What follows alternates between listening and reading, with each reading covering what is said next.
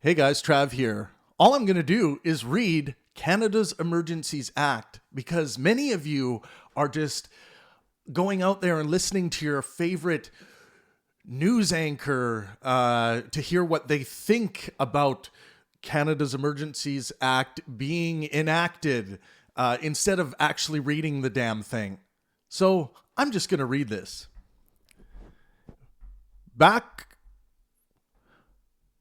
I find that very weird that I'm already not reading it. Backgrounder? Come on. Is that even a word? Backgrounder. The Emergencies Act, which became law in 1988, is a federal law that can be used by the federal government in the event of a national emergency. The act contains a specific definition of, quote, national emergency that makes clear how serious a situation needs to be before the act can be relied upon. A national emergency is an urgent, temporary, and critical situation that seriously endangers the health and safety of Canadians, or that seriously threatens the ability of the government of Canada to preserve the sovereignty, security, and territorial integrity of Canada. It must be a situation that cannot be effectively dealt with by the provinces and territories or by any other law of Canada. There are 4 types of emergencies that can be declared under the Emergency Act: a public welfare emergency, a public order emergency, an international emergency, a war emergency. The Emergencies Act can be invoked to grant temporary, additional, and necessary powers to the federal government when provincial, territorial, and federal tools are no longer sufficient to deal effectively with the serious issues being faced, such as the ability to make orders or regulations that are believed on reasonable grounds to be necessary to respond to the issues at hand. Such issues include public health and safety risks, as well as economic issues. Pause. So everyone out there who's thinking like, oh, there's going to be so many juicy lawsuits won by people who are being targeted by this Emergencies Act, read through this and look what the federal government has to be able to demonstrate. Reasonable grounds. These are the things that judges are going to look for. Where's the argument for reasonable grounds?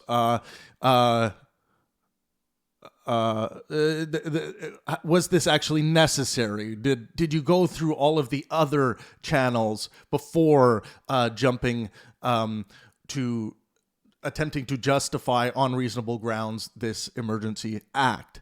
Okay, let's keep going. For example, when necessary for dealing with a public order emergency, the federal government can issue or adopt temporary orders and regulations.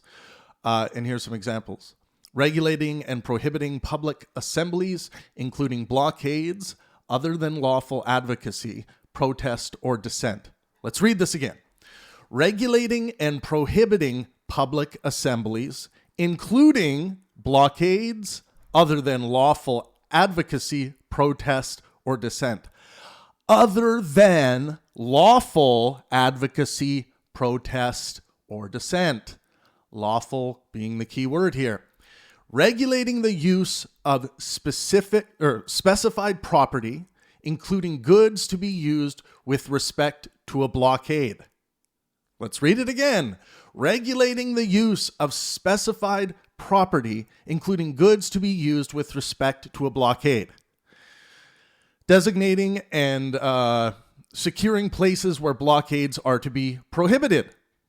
So, certain areas, you can't make a blockade here. This is well within the law of the land to enforce these orders if this Emergency Act is enacted. Designating borders, approaches to borders, other critical infrastructure is what they give as an example. Directing specified persons to render essential services to relieve impacts of blockades on Canada's economy with compensation. So directing specified persons to render essential services to relieve impacts of blockades on Canada's economy with compensation. So, if there are people being negatively impacted by blockades, the government can step in and give some relief to those people.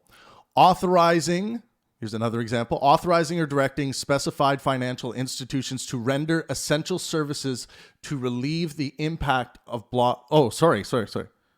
Oh yeah, I went down. Sorry. Use of property. Oh no. Did that? Oh no, I was right. Authorizing or directing specified financial institutions to render essential services to relieve the impact of blockades, including by regulating and prohibiting the use of property to fund or support the blockades. Okay, let's read it again. Authorizing or directing specified financial institutions to render essential services to relieve the impact of blockades, including by regulating and prohibiting the use of property to fund or support the blockades. Everyone's up in arms about this, being like, they can't do that. Yeah, they can.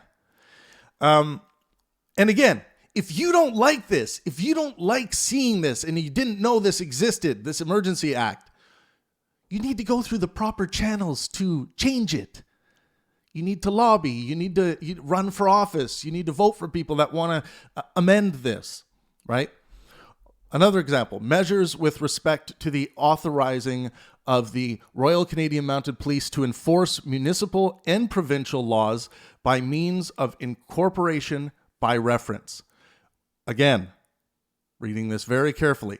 Measures with respect to authorizing of the Royal Canadian Mounted Police to enforce municipal and provincial laws by means of incorporation by reference. The imposition, another example, the last example on this page, the imposition of fines or imprisonment for contravening on any of the measures declared under this public order emergency. One more time, the imposition of fines or imprisonment for contravening on any of the measures declared under this public order emergency. Next section, democratic safeguards. This is really important. Parliamentary oversight, accountability, and respecting Canadians' individual rights. Quick sip of coffee. The Emergencies Act has stringent built-in protections which ensure democratic oversight and accountability with respect to the way in which the government exercises its power under the Act. For those of you who love democracy, this is a beautiful thing. The Emergencies Act has stringent built-in protections which ensure democratic oversight and accountability with respect to the way in which the government exercises its powers under the Act. The Act also requires consultation with the provinces and territories before a declaration is issued. Unless the provinces and territories cannot be adequately consulted without unduly jeopardizing the effectiveness of the proposed action. Once a declaration is issued, a report must be tabled in Parliament within 7 sitting days, explaining the consultations that have taken place. A lot of checks and balances here. For anyone who has this belief that, like, Trudeau can do anything he wants. No, he can't. Impact of the Emergencies Act on individual rights. When the Emergencies Act is invoked, the Canadian Charter of Rights and Freedoms Charter continues to protect individual rights as the Government of Canada takes the necessary steps to safeguard the safety and well-being of Canadians. In deciding on measures to take, the government must respect constitutionally protected rights and freedoms, including the rights of citizens to enter Canada and the right to life, liberty, and security of the person, as well as Canada's obligations under international law. I also really encourage people who have all of a sudden become so interested in Canadian politics and what's going on up in Canada to read the Canadian Charter of Rights. The Charter allows the government to balance the rights of the individual with the interests of society, where limits on guaranteed rights and freedoms can be justified in a free and democratic society. Justified. These are, you want to look for, can be justified. If things go to court, these are the things that lawyers and judges are going to argue about. Where's the justification? Let's see. Is the justification reasonable? Well, the judge will sit there. I don't think it's reasonable. Yeah, I can see that. So, that process. We all saw the Rittenhouse case. Okay. Specifically, Section 1 of the Charter allows the government to put limits on rights and freedoms if those limits are set out in law, pursue an important goal which can be justified in a free democratic society, and pursue that goal in a reasonable and proportionate manner. Again, legal lingo here. This is where things start getting subjective, and we need judges. If anyone is gonna look, I have no problem with people using the law of the land, the legal process, if they think that something unjust has happened to them. All power to you. But if you're going to sue the government or sue someone, make sure you have a read through this and you go through it with your legal team or your lawyer. Make sure you'll be able to demonstrate, where it wasn't justified, and make sure it's a strong argument, because it's like the government's going to have their argument as to why it was justified, right? And they're going to point to unlawful behavior, right? This means that during a public order emergency, as defined by the Emergency Act, the government must only take actions that are a reasonable and proportionate response to the risk to safety of Canadians. So this reasonable and proportionate, reasonable justification, all over this document. So that's a big one. So transparency and accountability. We're almost through this. I know it's painful, but we need to promote more reading. People need to read. Reading does not understanding what's in Canada's Emergencies Act. It's not good enough to go on CNN or Fox News, listen to your favorite person talk about how they feel about this Emergencies Act based on what they may have read on Twitter. Read it for yourself. It takes no time at all. It takes more time if I stop to add these asides, but fuck it. I'm reading it for you anyway. Transparency and accountability. In view of its exceptional nature, there are additional stringent safeguards built into the Act to ensure democratic oversight and accountability during an emergency. The following procedural steps act as checks and balances under the law. Declaration. The Government of Canada must formally declare an emergency effective from the day it is made. Number 2. I'm not going to number these. I'm going to forget. Numbers are hard. Government tables motion in Parliament. The government must table a motion in both the House of Commons and the Senate within 7 sitting days that asks for confirmation of the declaration and explains the reasons for it.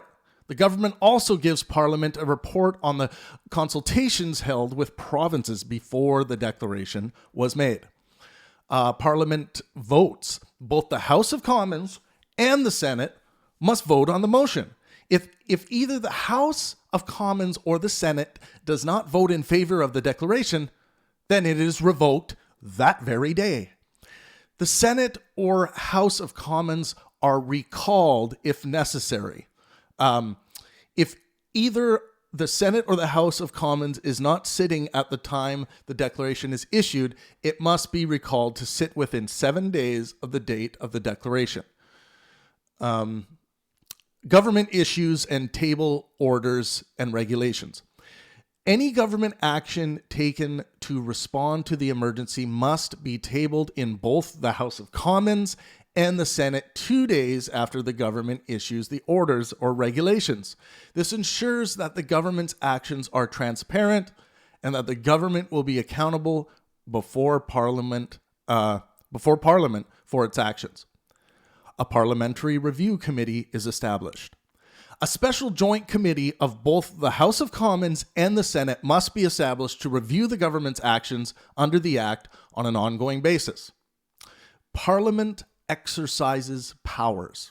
At any time, the Senate or the House of Commons can review and potentially revoke the declaration and any orders or regulations made under the Act. I want to read that one again. Parliament exercises powers. At any time, the Senate or the House of Commons can review and potentially revoke the declaration and any orders or regulations made under the Act. At any time. Declaration expires or is extended. The declaration expires after 30 days unless an extension is confirmed within specific timelines by both the House of Commons and the Senate. An inquiry held after the emergency has ended. The Emergencies Act requires the government to hold an inquiry and table a report to each House of Parliament within 360 days after expiration or revocation of the declaration of emergency. I had to read this. There's too much misinformation and generalities. Like, people are talking about this so generally, like, oh, the Emergencies Act is what were some of the people saying? It's like a lot of people are thinking that this is like doomsday, and they're freaking out about it. I have some friends messaging me. They're like, I can't believe Canada's turned into a tyrannical government. It's like, no, dude. They're clearing up some unlawfulness. The police force, the Canadian police forces did not have enough resources to deal with the amount of unlawfulness that's going on, which a big part of this are these blockades. Stop breaking the law. Anyways, yeah, I didn't freeze. I just took a dramatic pause there. I want to know what you guys think about the Canadian Emergencies Act. Do you think it's a good act? Do you think there's something missing? Let me know in the comment section below. Let's get at it.